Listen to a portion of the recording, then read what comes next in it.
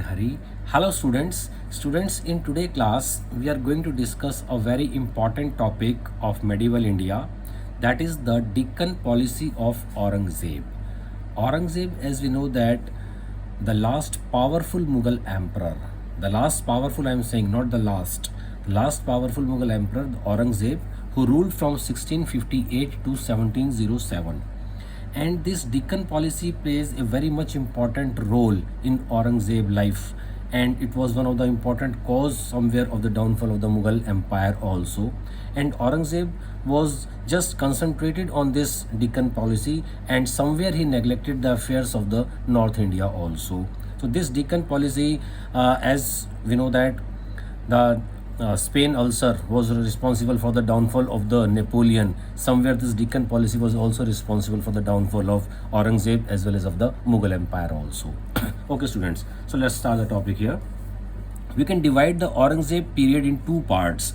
That is, first from the 1658 to 1681, when he was much more concentrated in North India only, and the second was of the 1681 to 1707, when he was concentrated in South India.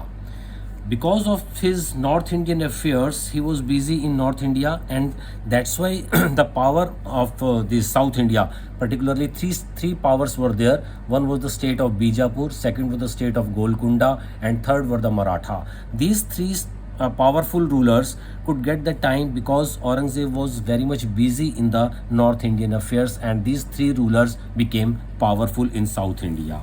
Then we are going to discuss what were the causes which were responsible for the Aurangzeb expedition in South India or the Deccan policy. What were the important causes? The first was the imperialistic nature of this Aurangzeb itself.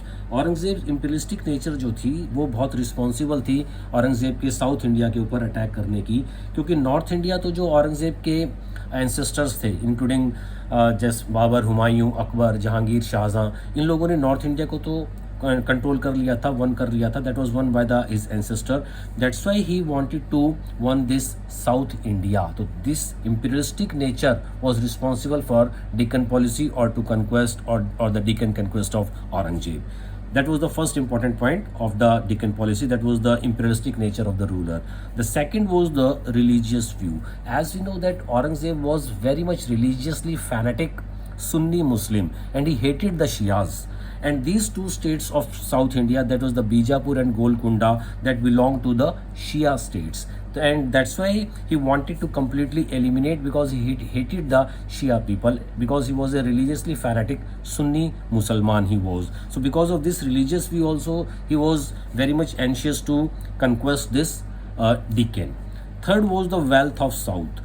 As we know that students कि औरंगजेब जो था शाहजहां के time में दिक्कन का सूबेदार रहा था. He was the governor of सूबेदार, and that's why he knew very well that this Golconda, Bijapur, they were the very wealthy states, rich states. वहाँ पर जैसे गोलकुंडा के अंदर गोल्ड माइंस थी, तो this gold, that wealth also attracted Aurangzeb toward the south India, and that's why he attacked on south India. Fourth important point was the Maratha dominance.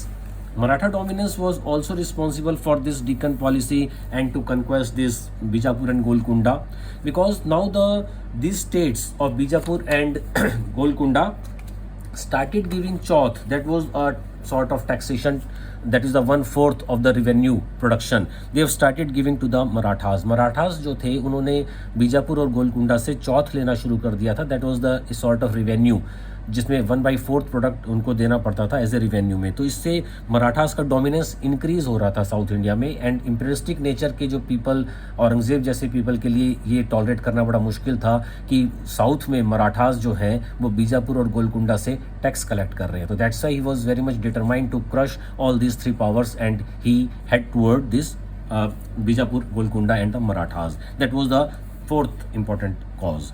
Next was the protection of revolutionaries, protection to revolutionaries.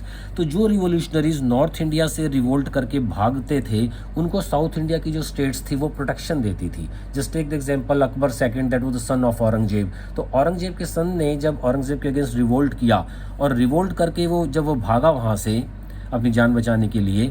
तो बीजापुर गोलकुंडा की जो south states थी उन्होंने उसको protection दिया। तो protection जब दिया तो ये that was not acceptable to Aurangzeb, और वो डिटरमाइंड हो गया कि अब मुझे बीजापुर और गोलकुंडा को एलिमिनेट करना है।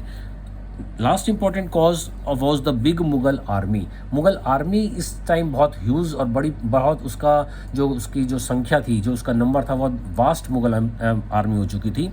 और उसमें औरंगजेब की जो नेचर थी बहुत सस्पिशियस नेचर थी, वो शक किया करता था। मतलब उसमें सस्पिशियस नेचर की वजह से उसको ये भी डाउट्स रहता था कि मेरे पास इतनी बड़ी आर्मी है और मेरे जो सन हैं वो मेरे अगेंस्ट हो सकते हैं, और अगर वो अगेंस्ट हो गए और आर्मी को उन्होंने अपनी तरफ अपनी साइड में कर लिया तो ये मेरे लिए प्रॉब्लम हो जाएगी। तो वो उस बड़ी आर्मी को कहीं ना कहीं किसी कंस्ट्रक्टेड वर्क में भी इन्वॉल्व करना चाहता था। दैट्स वाई उसने बीजापुर, गोलकुंडा और मराठास के ऊपर अटैक करने के लिए साउथ इंडिया की तरफ प्लान किया।